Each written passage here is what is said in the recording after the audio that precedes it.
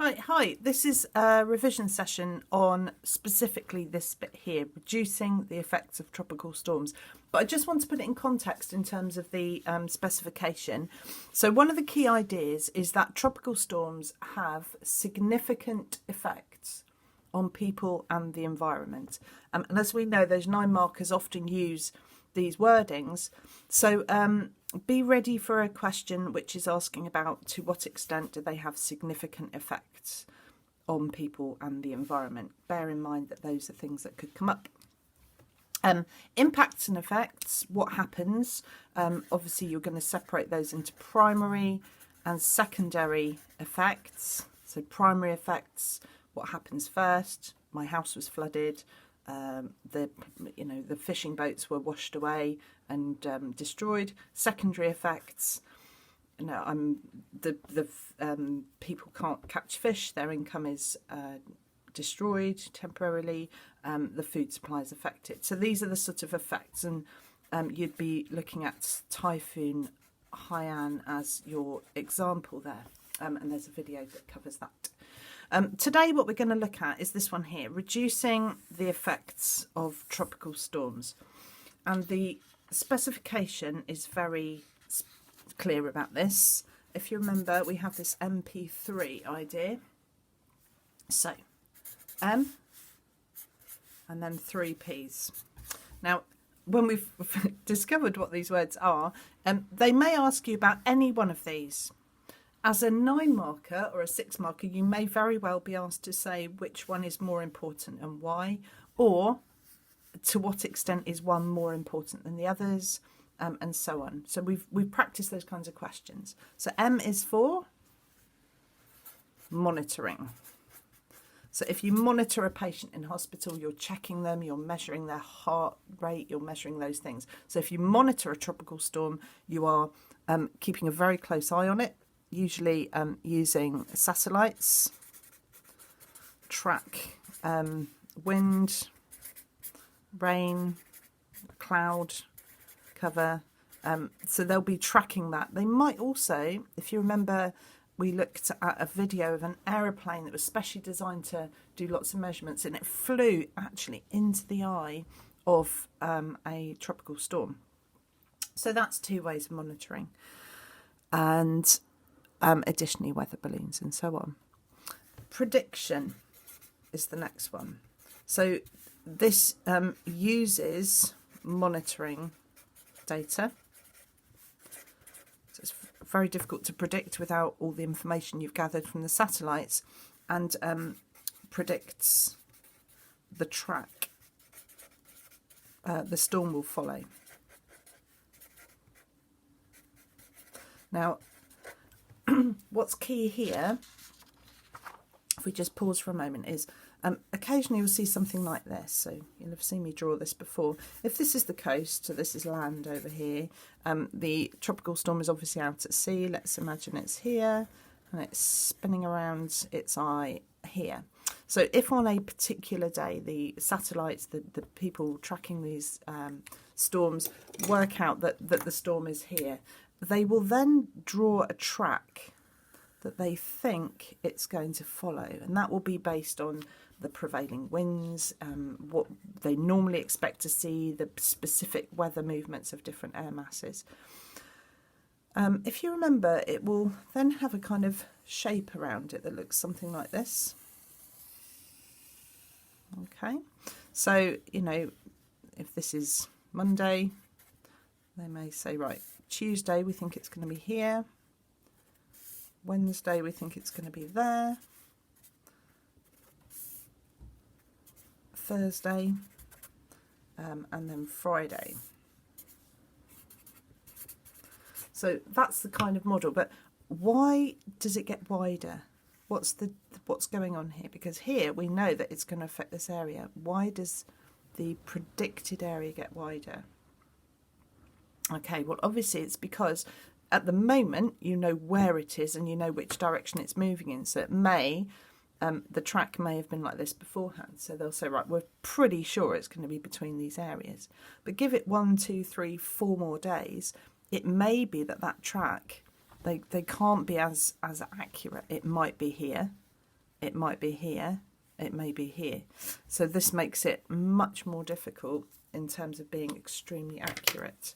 Now, if you had a city, for example, here, say you've got yourself 1 million people in a city over here, this is a massive issue, because if the storm's going to be here, you may not choose to evacuate this city. If the storm's going to hit it, you may need to evacuate the city. So, quick question for you. If the storm came this way and it was going to hit here, when would you decide to evacuate? At what point would you say you have to evacuate, a mandatory evacuation? Would it be here? Would it be here? I'll tell you when it wouldn't be. It would not be on Thursday, because on Thursday, if you were trying to evacuate, or with 12 hours notice of the storm hitting, what you would end up with is people on the roads, and that would be much worse than people taking shelter in their homes. So probably Tuesday, Wednesday would be the kind of time you'd be looking at evacuating. You might warn people at this point. As the storm, maybe it becomes clear it's here on Tuesday and maybe there on Wednesday, you're starting to get worried. If, however, it's there and there, you might make a different choice if it seems to be heading that way. Okay, so prediction is tricky. This is all about prediction. It is tricky, but it is possible using the right information. And prediction, we are now talking about, if you talk about evacuation is a kind of protection, isn't it? So these things are so linked together. Monitoring gives you the information to make the prediction, which then allows you to act to protect people. Okay, so these things are linked, and that's fine. That's good. Okay, so that was a bit about prediction. Okay, so if we carry on then, what is our next P? We've had monitoring, prediction. Well, let's say protection, because we have just mentioned that.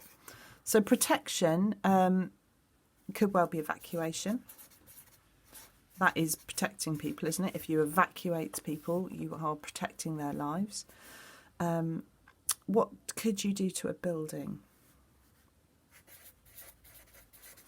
Yeah, so you board up windows. Why? Why would you board up windows? Okay, well, with those wind speeds that might be up to 150 miles an hour or more, there's going to be a lot of debris. So this debris that is flying could easily smash the windows. In addition to that, the wind could possibly blow them out anyway. So you're trying to prevent breaking glass. You would bring in loose items from the garden, or you certainly wouldn't see them again, and they would act as they could easily damage someone, so it would be the appropriate thing to build them in. You might have seawalls that were designed, or storm walls to try to keep out the storm surge. Protection, so that's protection against the storm surge with the seawalls, and so on. And there's lots of information out there. The key thing is you're aware. There's monitoring, right, what's happening, what does it look like? Prediction, okay, based on that, where is it going? And protection, how are we going to keep people safe? We're going to advise them to board up the windows. We're going to advise them to evacuate. So the last one is very much linked. And again, I'll be interested to see what you think in terms of which is most important. Planning. Now, planning means you have evacuation plans in place. Because if you don't have your evacuation plans in place, you may say, we need to evacuate, but you need to have everything available. There's one thing asking people with cars to leave and maybe doing that in a controlled way, but you may have people in care homes, you may have people who do not have vehicles, disabled people who will need additional support. Education. So part of your planning would be that you'd educate people on what to do. So education on what to do. What about what to do? So you could tell people in schools, this is how we act, have public service information. That's all planning. You're not doing it at the time. You're doing it ahead of time. Your emergency services. would be have plans in place. They need to have the right equipment, so they are correctly trained and equipped. And again, this is stuff you're doing ahead of time, making sure that all your people have got what they need. You may even have an emergency kit at home. And that probably would include a torch, battery operated radio, and then food, water and the other things. Why a torch and a battery operated radio? That's correct. So it's very, very likely that you're going to lose electricity, power supply in case of a tropical storm, and you may not be able to get around easily, even if your house is not being badly affected. So having a torch so you can see, battery operated radio so you know what's going on, food, water supplies and so on. Okay, so if we just remind ourselves, we have monitoring, keeping an eye on the weather, keeping an eye on the patterns, prediction. Okay, where's it going to go? When is it going to be there? That allows you to then make appropriate plans, and you can protect people by evacuating them, by boarding up windows to stop your windows smashing, by bringing in loose items. You can have roof straps, building seawalls for storm surge protection, planning. Okay, everyone needs to know what they're going to do when these things happen. These things happen predictably in certain areas, so there is these things are key and they will be in place, particularly if it's an HIC, less so if it's an LIC. One more thing I'm going to mention on the subject of LICs, and I'm going to put it in here by planning and protection. In Bangladesh, an LIC, they have a massive, massive problem. They are in an area which is prone to having tropical storms, because cyclones in that area, and the houses are not strong. They will wash away, and a huge area of the country is below. Is within a few metres of sea level. So what they do there is they build mounds of earth or mounds of rock, and then on top of that they build cyclone shelters. So a cyclone shelter, this is a very bad drawing of one, is a concrete, as opposed to maybe the wooden housing, concrete cyclone shelter. It is raised so that when the storm surge comes in, God forbid it does, but if it does, you know, people are out of harm's way. The community will go into this shelter and they'll be safe. It's built above, so the mound helps lift it up, then it will be built on stilts, and then inside there they will have certain emergency supplies. But the biggest thing is that you will be safe in there, and they're large and can fit large numbers of community in there. So if there is a question about HICs, or if you want to refer to that, the concrete cyclone shelters in Bangladesh are an appropriate example.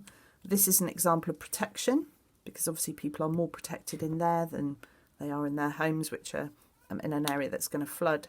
And it's an example of planning, because building these things ahead of time is a clear case of planning.